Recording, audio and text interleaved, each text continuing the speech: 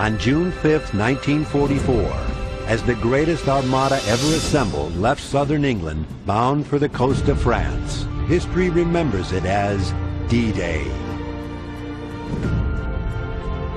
As the ships head towards France, the men, many of whom will die, take care of some last-minute chores. This Hitler impersonator took the men's mind off the task at hand, at least for a few moments. The time for fun ends as the coast of France comes into view.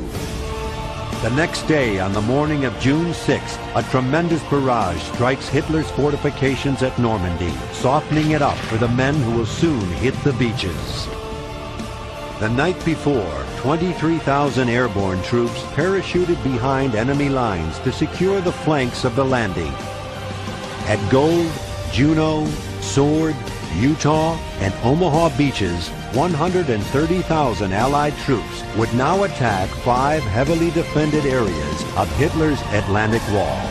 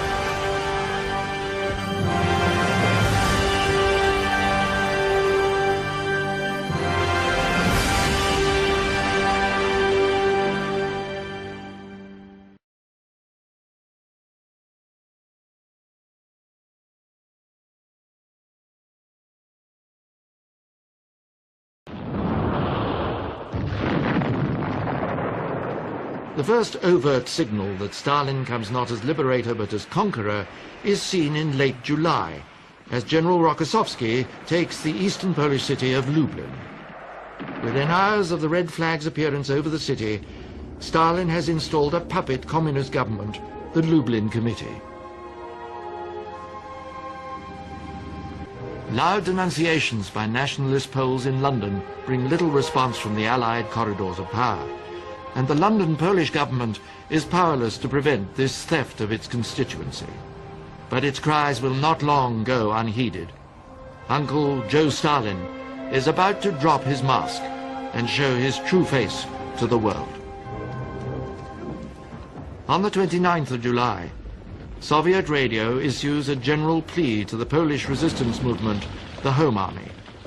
The carefully worded broadcast calls for active resistance to the occupying forces and gives the impression, without ever directly saying so, that the Red Army is about to storm the city. But the Red Army does not move from its positions just east of the city, and Stalin, oblivious to mounting pressure from Western leaders, grimly rejects Churchill's request for the use of Soviet airfields for RAF planes dropping supplies. Without help, the Poles are doomed. The battle for the city rages all through August and into September. But gradually, inevitably, the Polish resistance movement is decimated. Stalin bows to international criticism only in September, when an increase in Soviet aid comes too late. The last Home Army survivors surrender in early October. British Prime Minister Churchill visits Moscow, and he has come to discuss the fate of Eastern Europe. And he knows that there is little that Britain or even the United States can do to stop a man whose ambitions are backed by Red Army occupation. And so the two leaders reach a pragmatic agreement. Jotted down on a piece of scrap paper, it concedes Soviet control over Bulgaria, Hungary and Romania in return for Stalin's guarantee of non-intervention in Greek politics.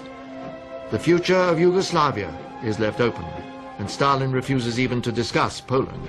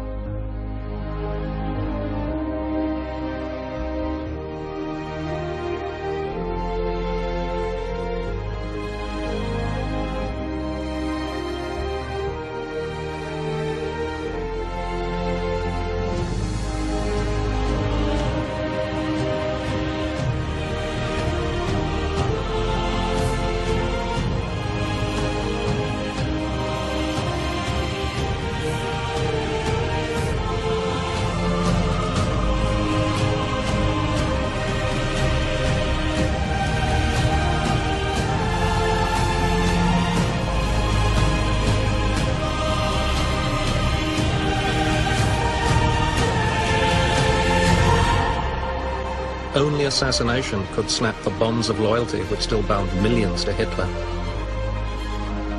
The only plotters with access to the Führer were army officers. The officer who came closest to killing Hitler was Colonel Klaus von Stauffenberg. He had his opportunity at a briefing on the 20th of July, 1944. This was the time precisely when we were at a very precarious military situation, and the only man who could possibly stave off disaster was Adolf Hitler. That opinion was shared by many Germans who did not belong to the party.